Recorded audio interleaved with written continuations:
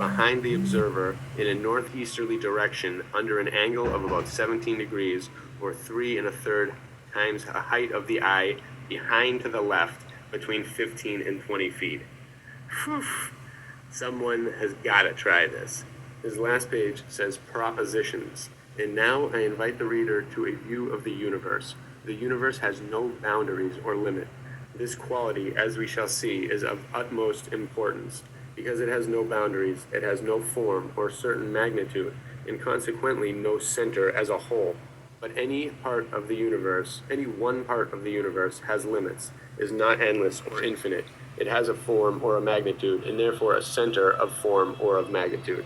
And because all space is filled with matter, how compact or how ethereal it may be, any part has also a center of matter or of weight or of quantity or of gravity. The matter of any part of the universe is scarcely ever evenly distributed. Its density is scarcely ever exactly uniform. If it happened to be uniform, then the centers of weight and magnitude would be in one common point. In the moon, these centers are 32 miles apart. In the earth, with fluid inside and some fluid outside, the floods make the center of magnitude oscillate inside of a flat spheroid of a few feet in diameter, while the center of weight probably oscillates in a space several miles wide, always from the center of magnitude away towards moon and sun. The center of magnitude of a star cluster will always be nearer to some of its stars, and probably nearest to some of them. But since all the stars travel, the mutual constellations never cease to change. The centers themselves travel also. Even if a star happened to be a while in the center of a cluster, he would move on his way, and so would the center. Their separation would soon and easily follow, as our globe passes through a comet's tail. The center of weight of a star cluster will also move for the same cause. The main law is that of mutual attraction of masses in proportion of quantity, in inverse proportion of squares of distances. If one part of the universe, no matter how small, is in motion, the motion produces motion of all, no matter how insignificant such influence may be. The motions of each part are communicated and imparted to all around, and to the whole universe in all directions, of course the strongest in the direction of the motion itself, both ways. Thus, once in motion, there is no end of it, because there are no boundaries, and if the universe is in motion, motion being the consequence of motion, it was always in motion. Thus motion has no beginning, no end, is eternal and universal. By substituting part in universe, the more general expressions finite and infinite, I may be allowed to pronounce as to any particle as well as to the infinite or universal seas. It is the relation of the finite to the infinite that keeps the seas going, keeps each and all in motion. These mutual relations of each to the infinite, cause also that every statement in astronomy applied to actual reality is only approximate, and that all actual figures are irrational or incommensurable. Where we float in the universe we can determine only in relation to some space with limits. We can see equally far in every direction, and therefore an observer is always in the center of the visible part of the universe, no matter how fast he may float along. All the stars we see are together less than a particle of dust to our globe or to the sun. And in this particle, which seems to us so immense, our sun is like a little speck in a lake, in which direction the whole of several thousand star clusters, which we can see by glasses and of which the Milky Way is but one, move in the universe, we can absolutely never divine. But in which direction our sun moves in the Milky Way, or amongst the visible star clusters generally, we know already to some extent, as this dial shows. The center of weight of all the visible clusters, over 5,000, might possibly be found in our Earth or in the Moon, but it would not stay there, in Earth or Moon or any other star.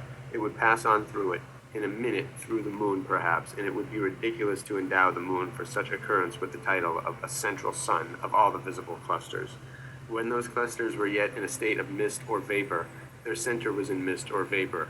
At present, the space enclosing those clusters is filled almost entirely with infinitely thin ethereal gases, while most all the masses of matter have gone on clustering into such compact bodies that they occupy but an infinitely small proportion of that space. It is, therefore, very improbable that the center of the Milky Way should ever be found exactly inside of a star, and it would very probably not long remain there. It was once found very near the star Alcyone of the Pleiades, and so they called Alcyone the central sun. The first quality of a central sun requires greatly superior mass, so much that it would have a visible or measurably superior influence over the whole circulating cluster, controlling it. There is no such star in all the Milky Way. As to any such quality, they are all insignificant, and so it is very likely with each of the other star clusters, and certainly with all of them combined, ages ago, one common huge cluster or vapor. With much more propriety, one might qualify the center matter as central ether. The parts of the Milky Way tend to go on clustering into minor clusters, and it seems self-evident that we sooner or later take part in one of such minor clusters, and perhaps, or rather probably, our sun does not move in a closed curve at all, but departs more and more from the center toward a group in a growing spiral, and with increasing velocity, assuming more and more the character of a comet's path. All the planets run in spirals around the path of the sun. Closing here this leaf, I announce the next one, tides and tails. So there is no telling what this guy was onto, what he knew of, or what things are. I don't know what I believe. I don't necessarily believe this currently. This is a new thing to me that connects kind of a few different thoughts that I've had and a few different things that I've been thinking and that I've heard. So, who knows? Might have to test it out, see what happens. Let me know what you all think. Bless you all.